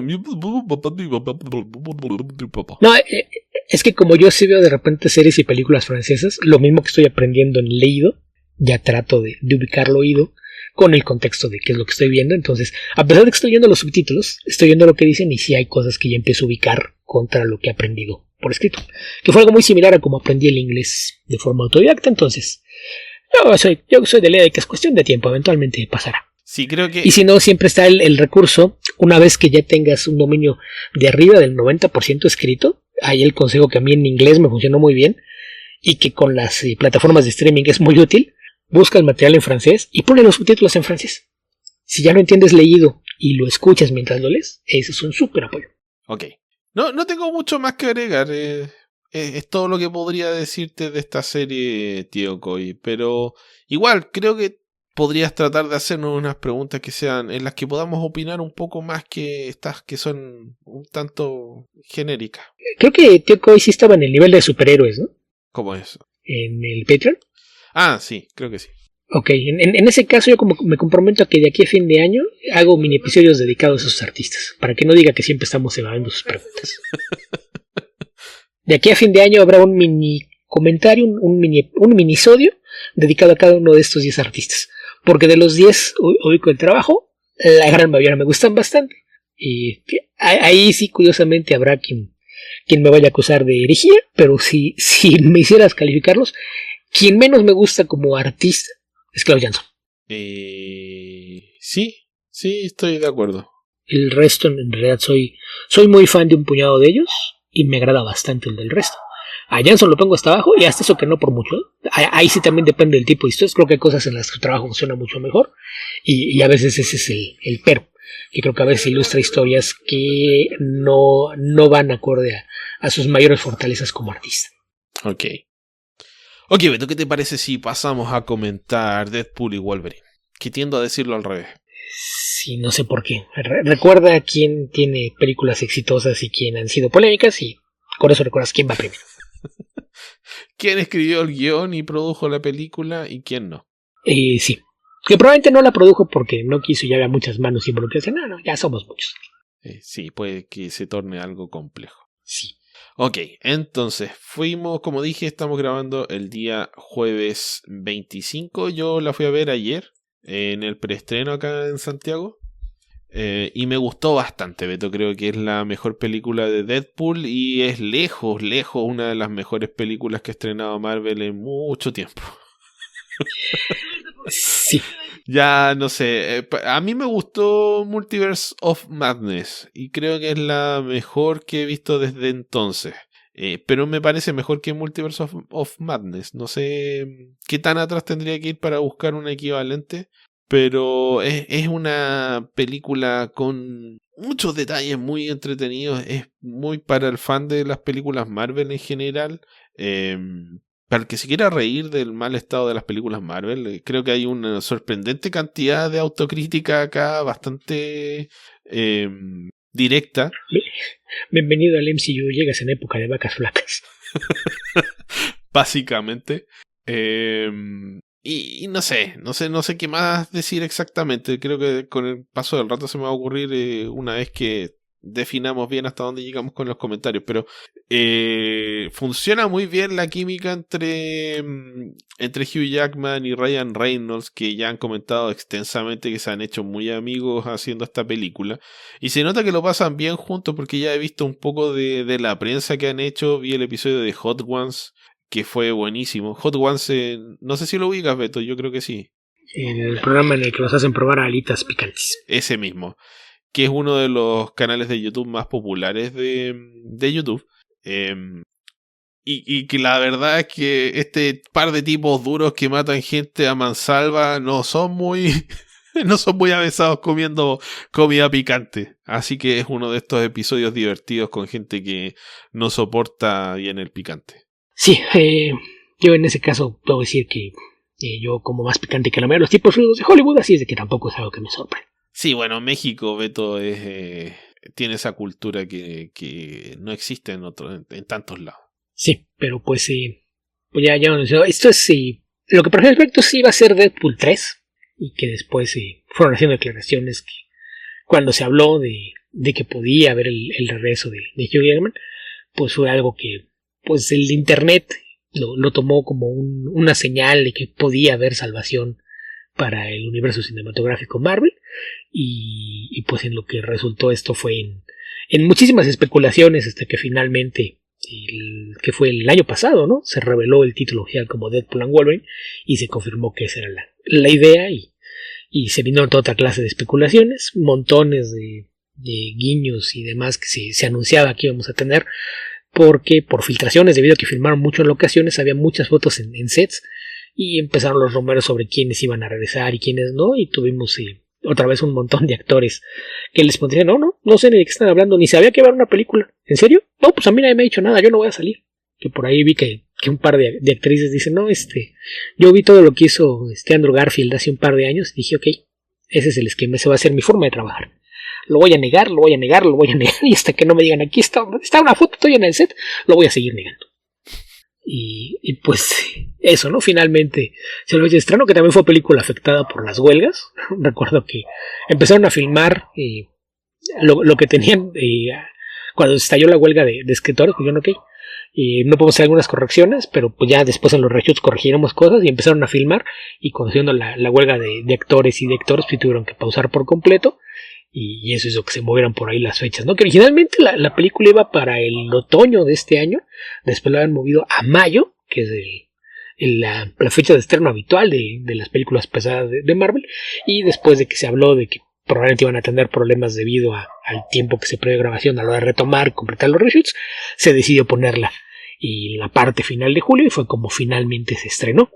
Y pues creo que coincidimos en que es una película increíblemente divertida, que mantiene toda la esencia del humor de las entregas anteriores de las películas de Deadpool, que es algo que vimos mucho en la promoción, incluso con los anuncios de servicio público, ¿no?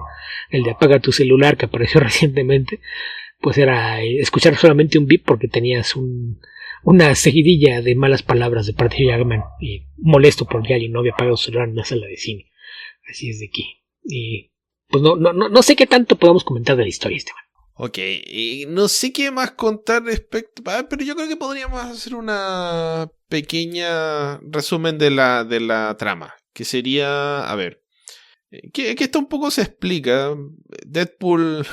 Pues para fines prácticos podemos decir que lo que pasó al final de Deadpool 2, cuando lo vemos que da este viaje en el tiempo para tratar de cambiar la realidad y que Vanessa no esté muerta, que es básicamente su motivación para hacerlo todo, recordamos que hace también algunos otros cambios, incluso en el mundo real, ¿no? Evitando que Ryan Reynolds tome algunas decisiones y pues esto obviamente altera varias cosas en el multiverso, así que nos encontramos con que en su mundo, que aquí descubrimos que es la Tierra 10.050, me parece que es como la denominan, y pues Vanessa está viva, pero ya no es su pareja, porque después de algún tiempo de que regresó, terminó con él. Así es de que él, desde que no tiene a Vanessa en su vida, pues decidió colgar el traje y dejó de ser Deadpool. El día de su cumpleaños, que lo vemos que está trabajando como vendedor de autos, y es abordado por agentes de la TVA, este organismo que vimos en la serie de Loki. En Loki, justamente, y le dicen que se lo van a llevar.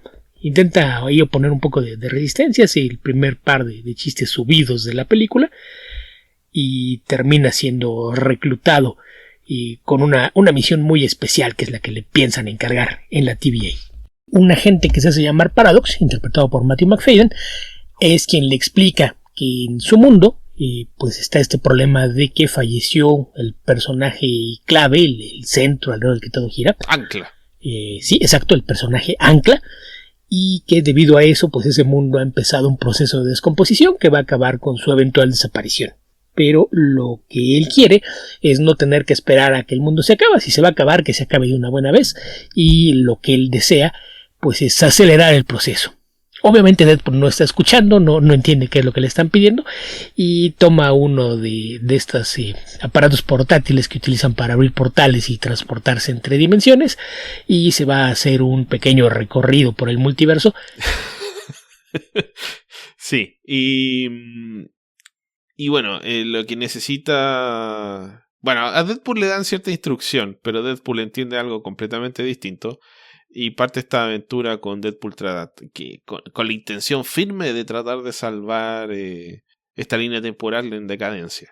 Yo creo que eso a grandes rasgos es el factor desencadenante de la película. La película la verdad es que no tiene tanto desarrollo de trama, es más desarrollo de personajes. No tienes que saber tanta información, tienes ese propósito bien básico y después los personajes que se interponen en el camino.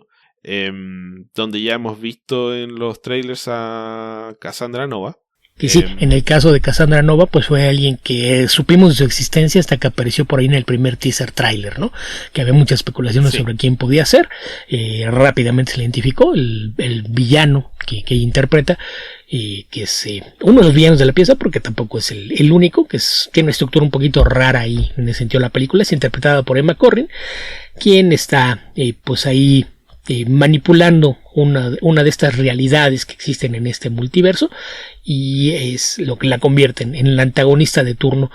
Que además, con ese tema de las filtraciones, habría que señalar que el hecho de que filmaron muchas cosas en locaciones y no tanto en sets, pues provocó que hubiera mucha filtración de fotos sobre vestuarios, algunos de los actores que estaban presentes y demás.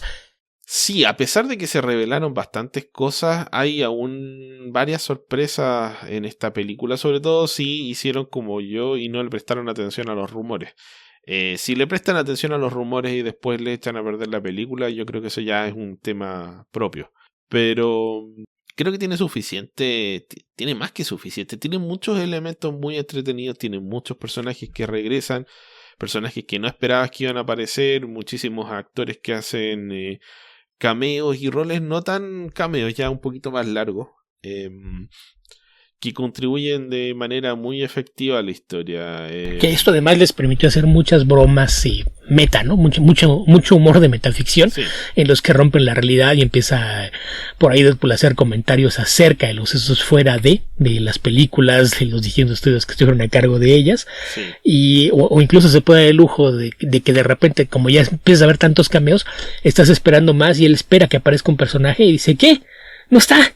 En este momento Marvel decidió ponerse metacaño cuando más lo necesitábamos, y pues de esas pequeñas chispas y menciones que hacen que el humor de la película crezca más allá del tema referencial. Sí, no, cuando hay un personaje que tiene un inesperado final y Deadpool dice, no, está bien que se vaya, no sabe lo que le estaba haciendo a nuestro presupuesto.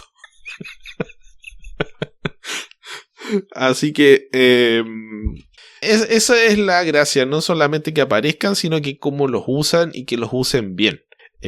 Porque simplemente llenar de cameos es algo que no habría funcionado. Y acá logran ser cameos con mayor o menor grado de significancia, pero que son funcionales a la historia. Y eso es súper importante, que no se transforme en una historia que se detiene para mostrar a tal personaje. No hace eso Deadpool. Logra incorporarlos a la historia porque logra o tuvieron una excelente idea de cómo desarrollar la historia en un contexto que te permitiera incluir un montón de referencias a miles de cosas sin que se desvirtuara el avance de la trama. Y eso lo consiguen a través del TVA y parte de la mitología que se vio en la serie de Loki. Así que sí, creo que fue un momento de inspiración bien brillante, en mi opinión, que termina dando la mejor película de Deadpool y una de las mejores películas de Marvel, como dije, en muchísimo tiempo. No sé si esto es fase 4 todavía, Beto. Sí. Si es fase 4 todavía, es por lejos la mejor película de fase 4 de Marvel. Así, pero... Me inclino a pensar que esto tiene un poquito que ver con el tema de que se siente como que cierra varios lazos, ¿no? Como toma algunas cosas de otras películas y las une y tienes un elenco pues compuesto de muchas estrellas y nombres conocidos, pues esto resulta en que te da la misma sensación de cuando viste los cierres de las fases anteriores, ¿no? Con las películas de los Avengers, en donde tenías que se unían varios personajes y varios arcos para algo nuevo. Equivale a un Avengers Endgame prácticamente. Y también toda esta idea de los cameos y negociar con los actores para que regresaran a tomar su papel, pues presentó algunos casos curiosos, porque por ejemplo hay un actor en específico con el que hubo negociaciones, se acercaron a él estaba dispuesto, pero entre su agente y el estudio nunca pudieron llegar a un acuerdo. Al parecer estaba pidiendo más dinero, que no es como si fueras una estrella, o sea, por favor, o sea, toda tu carrera dependió de lo que hiciste aquí y del director inglés que te dio tu primera oportunidad y ya ni siquiera él te llama. O sea, ¿qué carajos? ¿Cómo te pones a hacer exigencias de que quieres más dinero para hacer una película? ¿Qué te va a volver a poner los reflectores encima? ¿Qué te pasa? Bueno, tal vez te dijo, este es mi momento para conseguir dinero. Ya sé de quién estás hablando, Beto, pero lamentablemente no lo puedo revelar.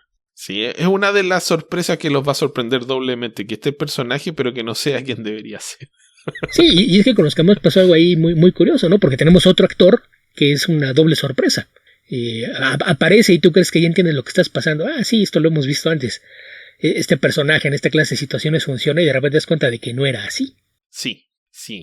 Y todo este tema también de traer personajes del pasado y demás permitió revisitar mucho vestuario y que, volviendo al tema de las filtraciones, pues todos nos enteramos de que Wolverine iba a utilizar el traje amarillo, claro, justamente por fotos en una de las locaciones.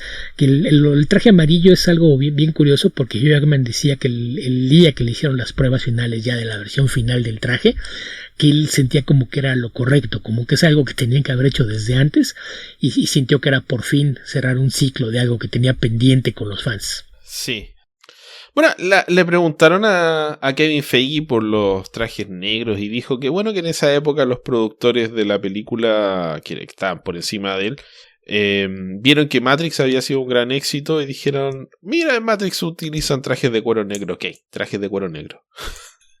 Sería todo. Sí, y habría que recordar también que en aquel entonces pues Feige era un asistente de producción, no era alguien que tuviese una voz de mando que pudiera pesar en la toma de decisiones, pero también habría que recordar que pues hace más de 20 años el mundo era distinto, la concepción de lo que podía ser una película de superhéroes era muy distinta y realmente creo que no querían arriesgarse a poner trajes muy coloridos en la pantalla por temor a espantar a la gente. Pero pues después de 20 años de éxitos continuos con trajes coloridos, pues llegamos al punto en el que ya se puede hacer esto, ¿no? Además de que este el tema de que nos dará por ahí muchísimos guiños a los cómics y otros medios de ficción. Van a haber muchas versiones de Wolverine que seguramente van a ser delicia de mucha gente, y por ahí tenemos el primer cameo inesperado. Vemos muchos looks clásicos y tal vez algo que no esperarían ver también lo vemos. Así que no, son todo el fanservice que queremos, pero bien entregado. Hubo gente ahí que hizo estudios cuadro por cuadro y dijo, mira, esto tal vez está modificado solo para efectos del tráiler. Sí, tenían razón. Es todo lo que voy a decir. Sí, que insisto, aquí es sacarle provecho a más de 20 años de historias de cómic y a un grupo a una audiencia que incluso ya está más compenetrada con los cómics, aun si no los han leído, tiene una noción de lo que ha aparecido ahí. Sí, y que insisto, a pesar de las muchas filtraciones, pues teníamos ahí más cosas, ¿no? Mencioné que además de Cassandra Cain, teníamos otro villano, que sería el que interpreta a Matthew McFadden. Paradox. Que, pues sí, pues en esta idea de que es el actor inglés de carácter que hace de un villano bien educado y con modales perfectos, creo que es algo que hace bastante bien. Sí. Para algo que es algo así como una rom-com homoerótica de acción. Sí, que ese es un aspecto que, a pesar de algunos chistes subidos de tono, creo que está bastante bien manejado. Es algo en lo que supieron sacarle ventaja a esta química que hay entre Hugh Jackman y Ryan Reynolds, que se hicieron grandes amigos, y aprovechar al máximo este bromance público que han tenido desde hace unos años, ¿no? Es algo que pudieron poner en pantalla muy bien, y en medio de grandes coreografías de acción y un diseño de producción al estilo de las Marvel Studios. Entonces, como tomar lo mejor que tenían las películas de Deadpool y ponerle los valores de producción a los que nos ha acostumbrado Marvel en los últimos 15 años. Sí, no, creo que está bien lograda en todos los aspectos. Ya sería repetirnos mucho sobre las mismas cosas, pero insistir que los diálogos son muy buenos, las escenas de acción son muy buenas. Están todos los cameos que querías ver. A mí no hay nadie que diga me gustaría haber visto a esta persona y no está. Salvo tal vez un par de personajes, pero son actores que tal vez ya no están para estos trotes. Posiblemente. Que en ese sentido, los dos actores más veteranos, que son de quienes considerarías serían los que quizás estarían más renuentes a regresar y retomar sus papeles, si me preguntas, yo creo que son los dos que más aman esta clase de cosas y con más gusto se presentarían a hacerlo de nuevo. Ahí más bien yo creo que sí hubo varias otras consideraciones entre tiempos, traslados, cuánto tiempo iban a grabar, qué tanto iban realmente a aparecer a cuadro, etcétera. Pero probablemente, a pesar de ser los dos de mayor edad y de quien tendrías más dudas, yo creo que de haberse dado ciertas condiciones, los dos lo habrán hecho con mucho gusto. Sí, justamente. Porque son personajes que la verdad les gustaron mucho. No sé, en fin. Absolutamente recomendada. Vayan a verla al cine si tienen ganas. Si no, esperen a que se estrene en Disney, pero tengan precaución, desconéctense de internet porque va a estar difícil escapar de los spoilers por tanto tiempo. Sí, ya sabemos que el tema de los spoilers siempre es delicado. Yo hace mucho que purgué mis redes y no tengo ese problema. Es muy difícil que vea un comentario, además de que suelo verla los primeros días después del estreno. En esta ocasión normalmente lo hubiera visto hasta el lunes, lo cual pues sí habría dado espacio a que por ahí me quemara algo. Y a final de cuentas me di cuenta de que tenía un horario que me acomodaba bien el jueves y esto me permitió evitar algunos. Mencionar por ahí que otra cosa importante que tiene la producción es que sí toman en cuenta un poquito a la gente del medio del cómic. Por ahí circuló una foto que había muchos comentarios al respecto, en la que aparecen Ryan Reynolds y Hugh Jackman con 4 escritores de cómics, que me puso a pensar si todavía tomamos en cuenta este tema de los 6 dedos de separación. Estoy a un grado de separación de Ryan Reynolds y de Hugh Jackman, ¿sí? Porque de los 4 escritores que están en esa foto, bueno, ahí estaban Gail Simón y Dan Slott. No está Dan Slott, el chaparrito gordito barbón que aparece ahí es Jerry Dugan. Está Jerry Dugan, está Fabián Nicieza, está Gail Simón y el más alto que está en el extremo de la foto es Joe Kelly. Son los 4 autores de cómic que están por ahí. Ok. Otra foto la que vi entonces. Y pues bueno, de esos 4 escritores de cómic, a 3 de ellos los conozco. Y con ellos los conozco no es de, lo vi o estuve ahí de cerca o me firmó algo, sino son 3 escritores con los que tuve conversaciones de mínimo 5 minutos. Creo que Jerry Dugan fue con el que menos hablé de ellos. Pero pues eso. Qué bien, Beto. También mencionar el tema de lo del guión, que me parece que es importante señalar que hablabas tú del tema de los diálogos, que qué bien trabajados están, y creo que aquí sería importante mencionar que pues originalmente tenían un guión que escribieron un par de gemelas que les gustó lo que había en la historia, pero creían que necesitaban retrabajarlo y trajeron a la pareja de escritores responsables por las 2 películas de Zombieland y ellos son los que encargaron de darle forma a una versión ya más completa del guión, cercana al final, y sobre esa quienes estuvieron mucho trabajando sobre todo del lado de los diálogos más que con la trama misma fueron el propio Sean Levy, que es el director de la película, y Ryan Reynolds, que además los dos son coproductores de la misma. Y ya para darle una última pasada, el actual escritor de Amazing Spider-Man, Seb Wells, vino también a darle algunos retoques y darle una revisada un poquito a los diálogos de este guión. Mira, a propósito de que mencionamos a Gail Simón, me gustaría hacer aquí ya salirme un poquito con un pequeño spoiler. Hay un momento en el que está haciendo un resumen argumental de la historia de Deadpool y habla de Deadpool 2, entonces dice que ahí dijo que refrigeró a su novia. Y dije, wow, llegó este término, porque no lo había escuchado fuera de los cómics, de las mujeres en refrigeradores. Que sí, bueno, este tema de las mujeres en refrigeradores es realmente de donde partió la carrera de Gail Simone. Habría que recordar que ella escribía comentarios sobre cómics antes de ser una profesional del medio. Sí, y eso es, bueno, en inglés dijo Fritz Vanessa, algo así. Que es un término inventado por Gail Simone y que tiene un amplio uso y todo el mundo lo entiende. Y ella escribió un ensayo que creo que lo publicó Comic Book Resources, en donde hablaba de esto y le ponía ese nombre al término. Esta idea de meter a la mujer en el refrigerador era cuando no se desarrollaban los personajes femeninos y nada más se les utilizaba como un detonante para crear una reacción o motivar a que el héroe protagonista de la historia haga algo, ¿no? Es algo que se ha hecho desde siempre en la ficción, pero que de repente en los cómics y en los cómics superiores sobre todo se volvió algo muy presente. Y ella pues ahí decidió un poquito alzar la voz y oigan, no, como que ya avanzó bastante la civilización, ya sería hora de que dejáramos de hacer esto. Y lo del nombre se da de uno de los ejemplos más sonados, que fue en el caso de Green Lantern.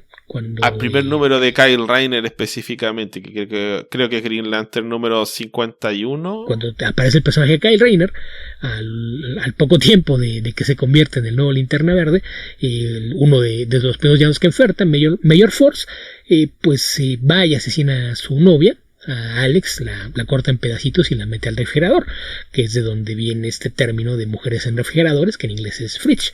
Cuando refrigeras a una mujer, pues es eso, que te hiciste de ella ya fuera que la violaron, la torturaron, la mutilaron o de plano la mataron, nada más para provocar una reacción en el héroe.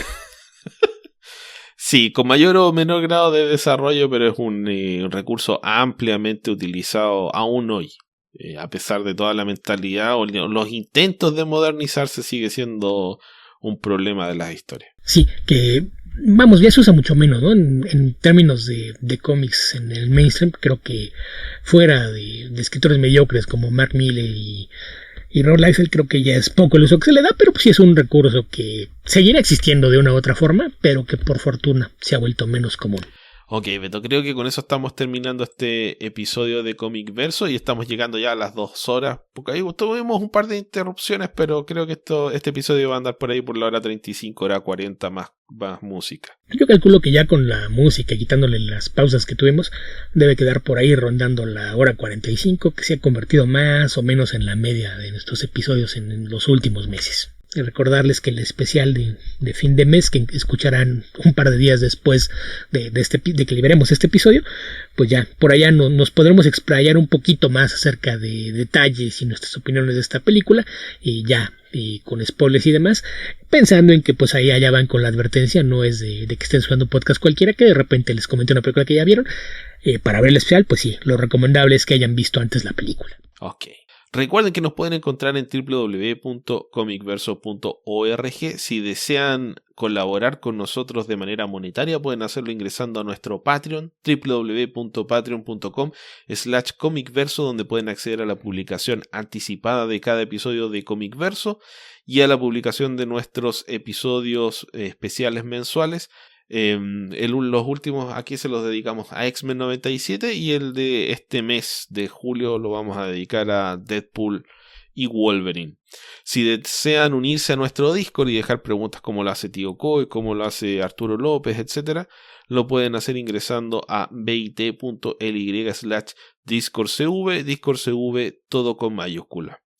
En nuestra página web encuentran links a la mayoría de nuestras redes sociales, así que esperamos verlos por ahí, que también nos manden preguntas por TwitterX o Blue Sky o el resto de los lugares donde nos pueden encontrar. Beto, ¿dónde más te puede encontrar la gente, tú que estás ubicuamente por toda la red? Yo no diría que ubicuamente, mi presencia es mucho menos de la que fue en años anteriores, pero en temas de redes sociales me encuentran activo tanto en Twitter como en Blue Sky. En ambas me pueden buscar como Albion2112 o por mi nombre, Alberto Calvo, así seguramente les apareceré por ahí. Más allá de eso, colaboro en el podcast de nuestro amigo Dr. McCoy, que es Archivos Temporales, en donde hace un par de semanas ya liberó el episodio de la Liga de la Justicia que se había quedado guardado después de que tuvo por ahí algunos problemas técnicos, y seguramente en un par de semanas ya grabaremos sobre algún tema nuevo que pues ya les estaré avisando por aquí. Más allá de eso tengo un blog que encuentran en hogueralasansiedades.blogspot.com y una página de Patreon que está en patreon.com/guía ficcionauta todo de corrido y con X. Y también soy, o al menos eso creo, parte del poderoso podcast Comicase, que pues una vez que se decidan a empezar a hablar de otras cosas que no sean los cómics del fascista chillón, exagente de la CIA, pues probablemente regresaré a colaborar con ellos, aunque no hay ninguna garantía de ello. Ok, que quede nota que Beto no es el hombre del jardín. Repito, Beto no es el hombre del jardín. Habitantes del futuro, donde sea que estén y cualquiera que sea el momento en el que estén escuchando este podcast, que tengan ustedes muy buenos días, muy buenas tardes o muy buenas noches. Cuídense mucho. Hasta la próxima.